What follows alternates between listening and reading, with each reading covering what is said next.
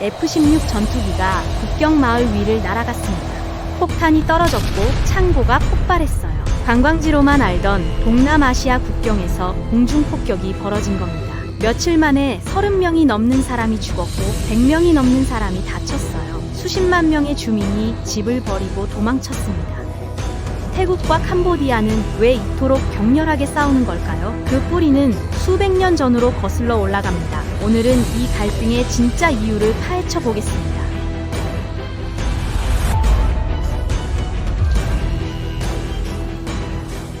2025년 7월 어느 날 태국과 캄보디아 국경에서 갑자기 포성이 터지기 시작합니다. 이건 갑자기 튀어나온 싸움이 아니에요. 한두 세대가 아니라 수백 년 동안 쌓여온 역사의 찌꺼기가 터진 결과입니다.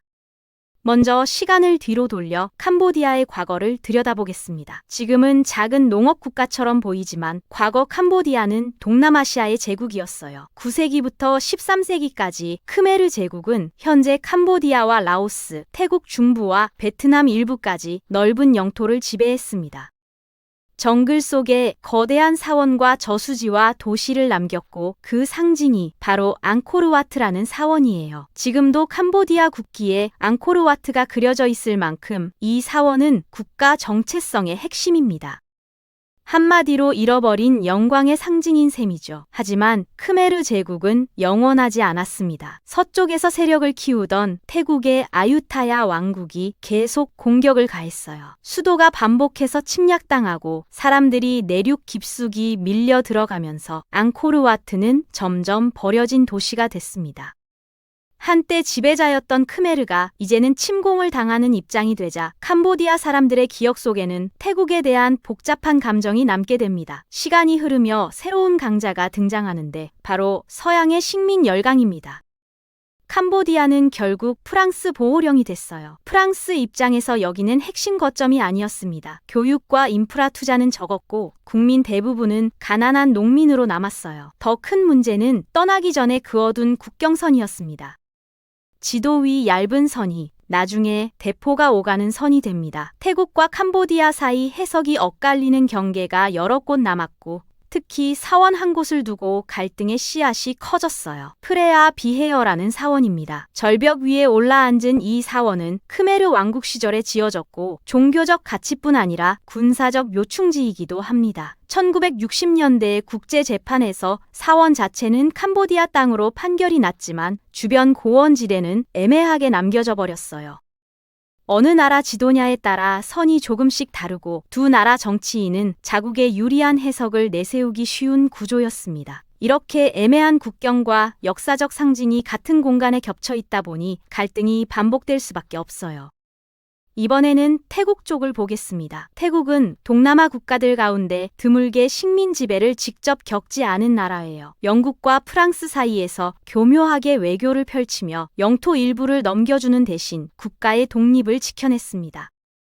이 경험은 태국인들에게 강한 자부심을 남겼어요. 우리는 끝까지 주권을 지켜낸 나라라는 자부심이죠. 하지만 내부적으로는 군부 쿠데타와 민주화 운동이 수십 년 동안 반복되었습니다. 그 과정에서 군대는 단순한 조직이 아니라 정치의 핵심으로 자리 잡았어요. 국경 수호와 안보 위기는 군부의 정당성을 강조하는 중요한 무기가 됩니다. 이제 다시 2025년으로 돌아가 보겠습니다. 해마다 크고 작은 충돌이 이어지던 국경에서 올해는 유난히 불길한 징조가 여러 번 포착됐어요. 지뢰 폭발 사고가 나고 서로 상대가 새 지뢰를 묻었다고 비난하는 일이 잦아졌습니다. 감시 카메라와 드론에 포병 진지가 포착되었다는 주장도 오갔어요. 결국 7월 하순 국경 인근 마을을 향해 다연장 로켓과 포탄이 연이어 떨어졌습니다. 병원과 학교, 주유소와 민가가 파손됐다는 보도가 이어지고 양측 군인과 민간인이 차례로 목숨을 잃었어요. 불과 며칠 만에 사망자가 30명을 넘고 부상자가 100명을 넘겼습니다.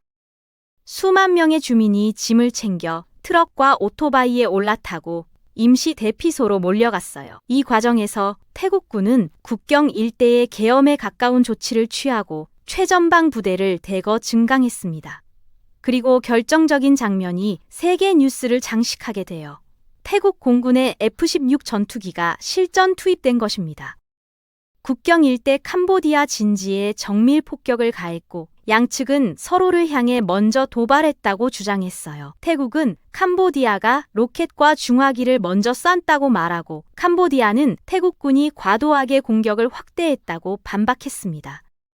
하지만 누구 말이 맞든 결과는 같았어요. 국경 마을 사람들은 또 한 번 짐을 싸야 했고 집과 논밭은 포탄 흔적만 남긴 채 버려졌습니다. 국제사회는 급하게 나섰어요. 인접국 말레이시아와 미국 정치 지도자까지 중재에 나서며 10월에 조건부 휴전이 겨우 성사됩니다. 무역 혜택과 연계된 복잡한 합의였어요. 하지만 이렇게 얻은 평화는 매우 얇은 유리 같았습니다. 지뢰 문제와 폭격 책임을 놓고 서로 약속을 지키지 않았다고 비난이 이어졌고 결국 12월 초 휴전은 사실상 깨지고 말아요.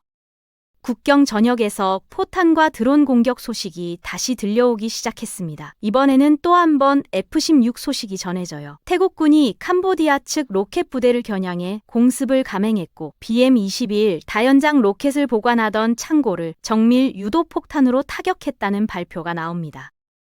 그 여파로 연쇄 폭발이 이어지며 막대한 탄약이 한 번에 날아갔어요. 태국은 이것이 자국 영토를 향한 공격을 막기 위한 정당 방어라고 주장하고 캄보디아는 자국 영토 안으로 공습이 들어온 침략 행위라고 맞받아칩니다. 지금도 양측 발표는 서로 완전히 다릅니다. 누가 먼저 쐈는지, 누가 약속을 어겼는지 주장은 평행선을 달리고 하지만 숫자 하나만큼은 서로 대체로 비슷합니다. 수십 명의 사망자와 100명 넘는 부상자, 그리고 수십만 명의 피난민이에요. 태국 쪽에서는 수천 개의 임시 대피소에 수많은 주민이 모여 있고 캄보디아 쪽에서도 농사 짓던 가족들이 학교와 사원 마당에 임시 텐트를 치고 밤을 보내고 있습니다. 아이들에게는 국경선이 중요한 게 아니라 오늘 밤 포성이 조금만 덜 들리기를 바라는 마음이 더 절실할 것이에요. 태국 안에서는 군부와 정치권이 국경 수호를 외치며 강경한 태도를 보이고 있습니다. 캄보디아 안에서는 식민 지배와 내전 학살의 기억까지 겹치며 외세와 이웃 국가에 대한 불신이 쉽게 사라지지 않아요. 결국 이 분쟁의 바닥에는 지도 한 장으로 지울 수 없는 시간 차이가 깊게 깔려 있습니다. 한쪽은 잃어버린 제국의 기억과 되찾고 싶은 자존심이 뒤섞여 있고 다른 한쪽은 식민 지배를 피한 나라라는 특별한 경험과 그에 따른 강한 안보 의식이 겹쳐져 있어요. 그리고 그 사이에는 애매하게 그어진 국경선과 절벽 위 사원이 버티고 서 있습니다. 포탄이 떨어질 때마다 이 상징들은 서로 다른 이야기로 국민들에게 전달돼요.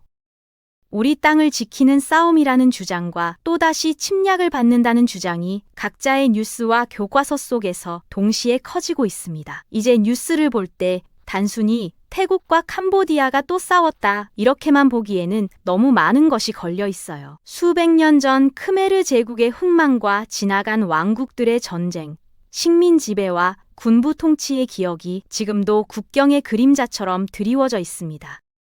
그 위에 쌓이는 최신 뉴스 한 줄이 또 다른 세대의 기억으로 남게 되는 것이죠.